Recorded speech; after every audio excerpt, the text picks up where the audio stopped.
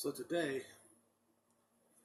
I want to discuss a topic that I've been trying to figure out for a long time. I know that the internet and all the preachers have, every one of them have a whole different opinion about something that is written in Revelation 17. And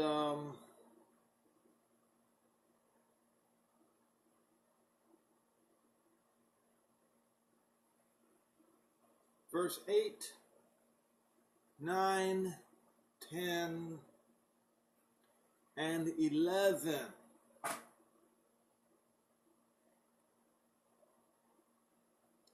All right. So, for a long time, I have been trying to figure this out, and I have not been able to figure this out. I don't believe any of the narratives out there because many of the narratives out there are authored by people deemed to be wise men. Of course, when one considers himself wise, he will most assuredly prove that he is a fool. And so as I was reading through this again, I'd given up and I said to myself, when I saw this, where is it? Where it says this requires, yes, verse 9.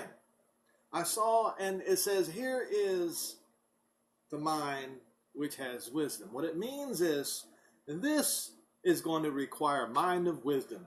And I said to myself, well, that most certainly isn't me, and I will not be able to understand it.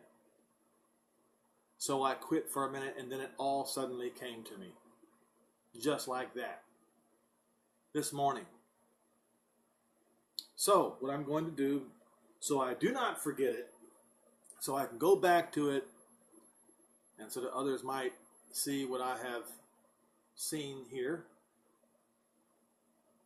We'll start in verse 7. And the angel said unto me, wherefore do you marvel? I will tell you the mystery of the woman and of the beast which carried her, which has the 7 heads and 10 horns. The beast which you saw was. Okay? That means was past tense. Okay? And is not now. And shall ascend out of the abyss, which means the Mediterranean Sea. Now, the beast that you saw was and is not. What does that mean? Okay. Antiochus IV, the one who destroyed, I believe, well, he attempted to destroy Jerusalem. He was the one who the beast is patterned after. Okay? And he was the one who desecrated the temple. All right? Put the abomination of desolation up, which was the image of Zeus, and offered swine's flesh to Zeus on the altar of the temple. All right. The beast that you saw was, but is not now.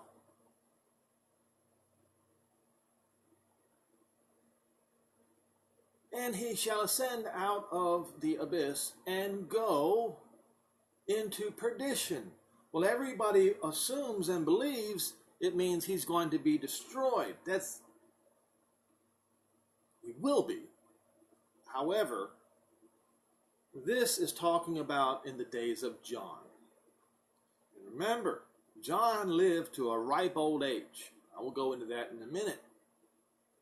Okay, so let us then look up the words go into perdition. Go. It is 5217, hupago in Greek, and it means to lead. Oh, to lead. or to bring under. So he brings destruction with him. To who? I'll get to that in a minute. So he brings destruction with him. So it's not the going into perdition as one might think. No, he brings destruction. He's the destroyer. What does he destroy? And why was it pertinent to John? Well, one reason why is because John would live to see from afar the destruction of Jerusalem. And so it was important to explain to him the turn of events that would happen before the destruction of Jerusalem. And they that dwell on the earth shall wonder, whose names are not written in the book of life from the foundation of the world. What he's talking about is the Gentiles are, see, the people whose names are written in the book of life from the foundation of the world was Israel, the Jews. The Gentiles were not. And this mainly is talking about Europe. All right, so they're going to wonder when they behold the beast that was and is not and yet will come. Okay? Here is the mind that has wisdom. The 7 heads are 7 mountains on which the woman sits. The woman is a great city. Well, there were actually 2 of them. And of course, where it talks about, I believe it was the 7th trumpet, after the 7th trumpet, I believe it was, or it could have been after the 7th vial of wrath, either one of them, it talks about that the city was 3. And they tried to make it look like was broken into 3 parts. That's not what it says was 3. All right? So, what we know is that the Crusaders burned Constantinople, which became the second Rome, and it had 7 mountains. But guess what? So does the first Rome. And the Crusaders burned Constantinople, the greatest of all cities in those days. Okay? What was that? Was that, I don't know, 1200? I'm not going to look it up right now, but you can look it up and see when Constantinople was burned and how it's eerily similar to what's written here, where it talks about where the great whore was burned with fire. Okay. Now in verse 10 it says, and there are 7 kings, 5 are fallen, and 1 is now. So we got 5 and 6. So here's how this came to me. Who was the first Roman emperor? So I looked it up, and lo and behold, it was Augustus. All right? So these 5 were all came and went before the revelation to John. All right. Let's look at the list of emperors that were before John. Augustus, Tiberius. I want to make sure. It could be Tiberius could have been around the time when John was maybe 10 years old. And then, of course, Caligula, Claudius, Nero. 1, 2, 3, 4, 5. Now we know that Nero started the war on Jerusalem, but he didn't finish it. So the 6th one, let's see, 1, 2, 3, 4, 5. So the 6th one apparently was in 68 AD, and this is when John was being revealed that Galba was the 6th. And he would continue, let me make sure I get this right. I don't want to read any of this wrong here. One is, okay, and the other is not yet come.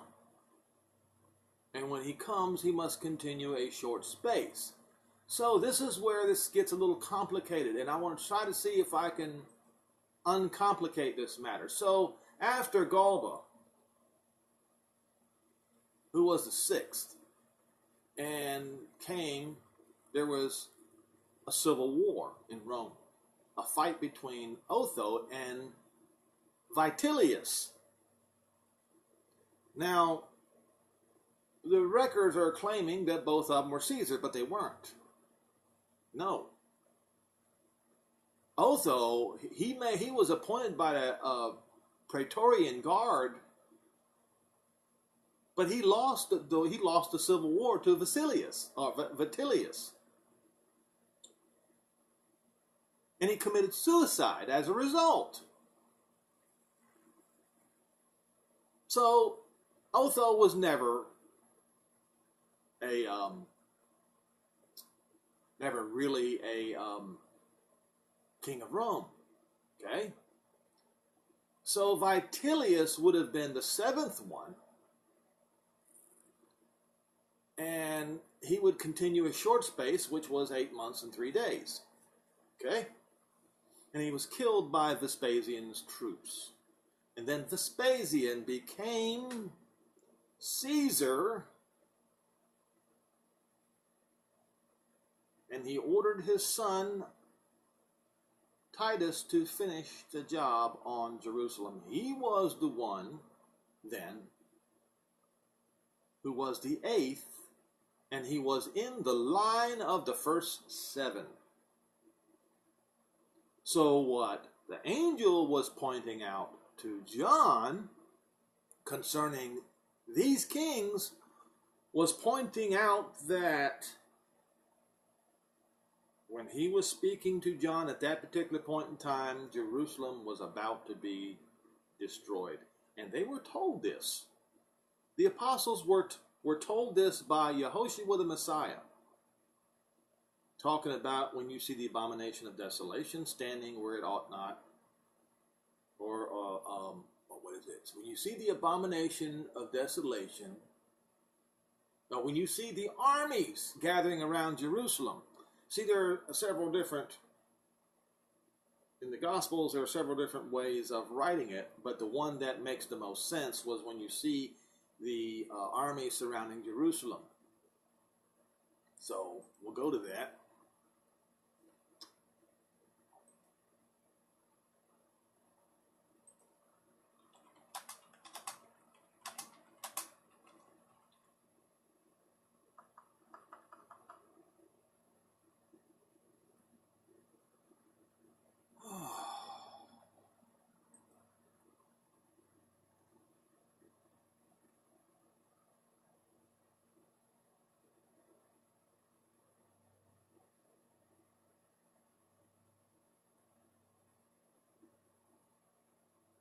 Yes, Luke 21 verse 20 is probably the best translation. When you see Jerusalem being encompassed with armies, then you know that its desolation draws near. So what the angel was pointing out to John was that John was right on the doorstep of the destruction of Jerusalem.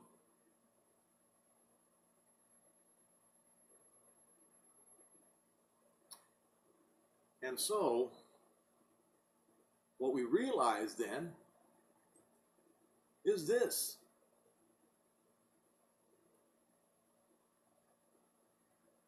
The beast that was and is not, even he is the eighth. That was Vespasian. He is of the seven, and he's the one who leads the Romans to destroy. He rises out of the abyss. In other words, he comes out of Rome, out of Italy. He comes with his ships to Jerusalem and destroys it. Into perdition, he leads the Romans, the destroyers. Now, And now concerning the 10 horns which you saw are 10 kings which have received no kingdom as yet. Now, not yet. So in John's time, that was absolutely correct. These kings were future tense to John. The 7 kings, most of them, in fact, yes. Was it 6 of them? 5? Oh, yeah, 5 of them were past tense to John. So the 10 kings are in future tense to John. Who were those 10 kings? They received no kingdom as yet, at that particular time, but they will receive power as kings 1 hour with the beast. In other words, it's a crusade. To do what? They have one mind, and they shall give their power and strength unto the beast. Well, they did, but they're going to do it again. The first time they did it to the great whore. The second time they're going to do this. Verse 14, and these shall make war with the Lamb, and the Lamb shall overcome them, for he is Lord of lords, King of kings, and they that are with him are called chosen. Wait a minute, chosen? Who are the chosen people? Israel, and faithful, and any of the faithful among the Gentiles. Now, it says right here, the waters which you saw, where the whore sits are peoples and multitudes and nations and tongues. And the 10 horns which you saw upon the beast, they shall hate the whore. This is future tense, right? And they shall make her desolate and naked, and shall eat her flesh and burn her with fire. They did. Constantinople, Rome number 2. Look it up. When was it? Was it the 6th Crusade when they did it? I think it was.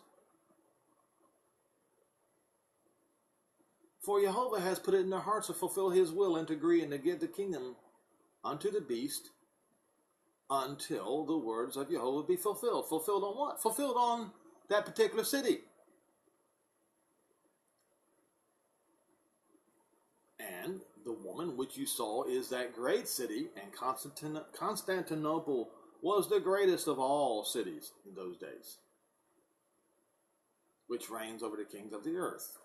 And they did, until the Crusaders came from Europe and destroyed it. Now, who are the 10 kings then? I've done this before, but in an interest of putting all the pieces of the puzzle together and making sense of the whole thing, here they are. And there can be some variations of this, but this is generally agreed to be the case. Alemanni, that was the German kingdom. Burgundians, the Swiss-Austrian kingdom. Franks, the French kingdom. Visigoths, the Spanish kingdom. Sueve, the Portuguese kingdom. The Anglo-Saxon kingdom, which was the English kingdom. The Vandal kingdom. That was the kingdom in North Africa, destroyed in 533 by, guess who? The man who calls himself the Pope. The Heruli, they were in Italy. They were destroyed in 593 by, guess who? The man who called himself the Pope. The Ostrogoths, they were also in Italy, and they were destroyed in 538 by, guess who? The one who called himself the Pope. And finally, the Langobards, or the Lombardies, which were North Italy, that was the 10th, and not necessarily in that order. But you see where it says that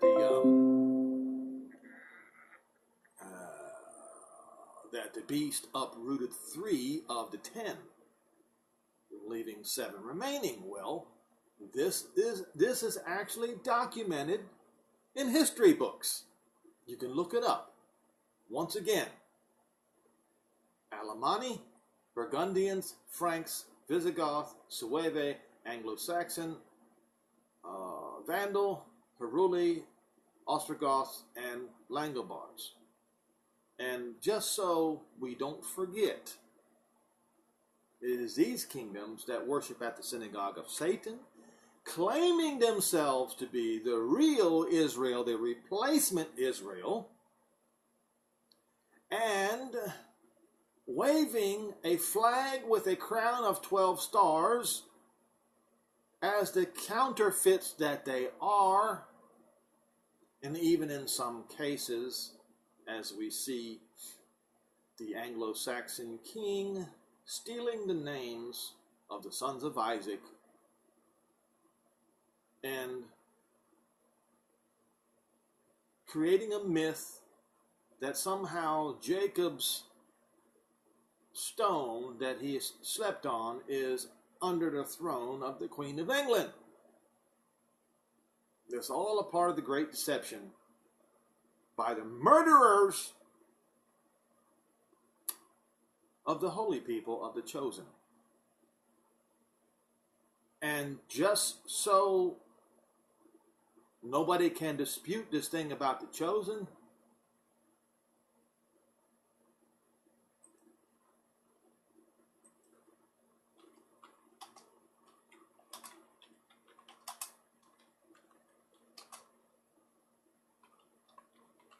hope I can get it the first time.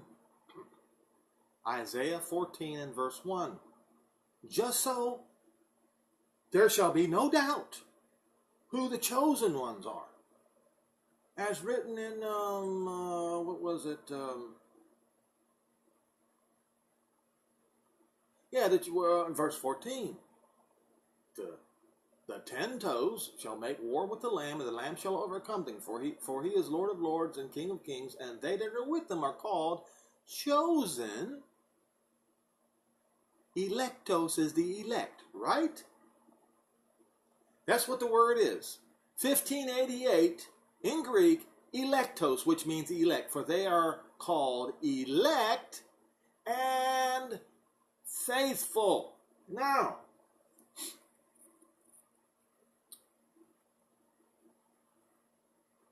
what we have read here, I'm going to go back to my search.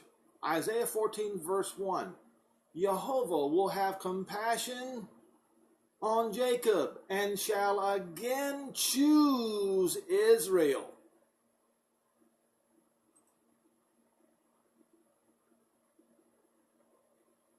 And set them in their own land, and Gentiles shall be joined with them and attach themselves to Jacob. You see, there are the chosen and the faithful.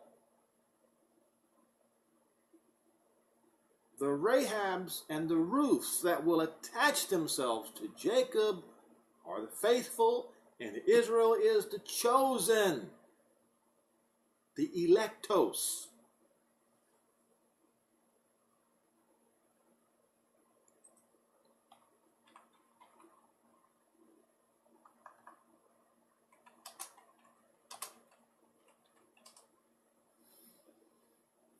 Isaiah 45 and verse 4, for Jacob my servant's sake, and Israel mine elect. It says, Isaiah 14 and verse 1, he will again, in the future, choose Israel. Right? Let's go one more scripture. Romans 11.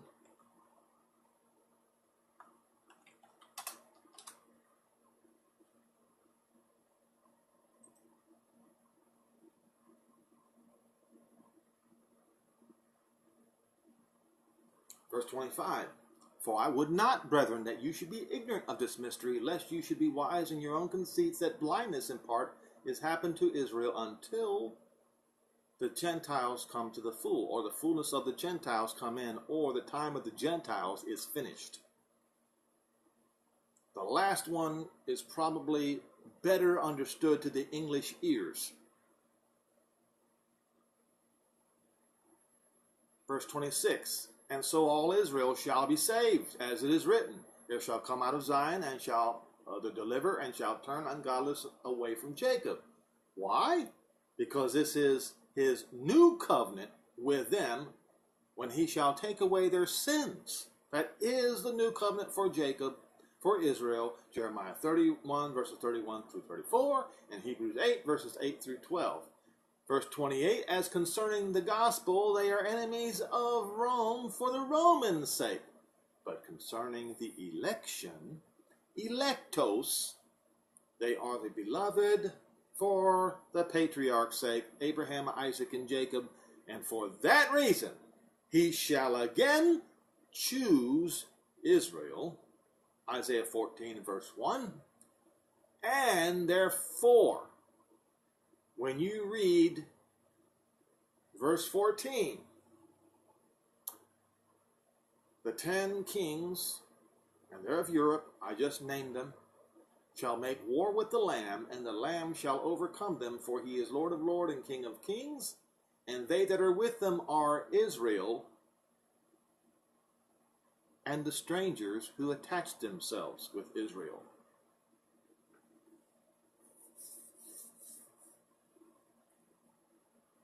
Yes, they're going to be Gentiles that attach themselves to Israel.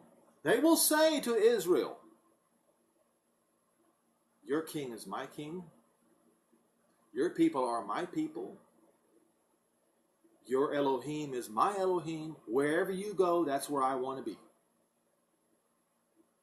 And then there are those on the other side.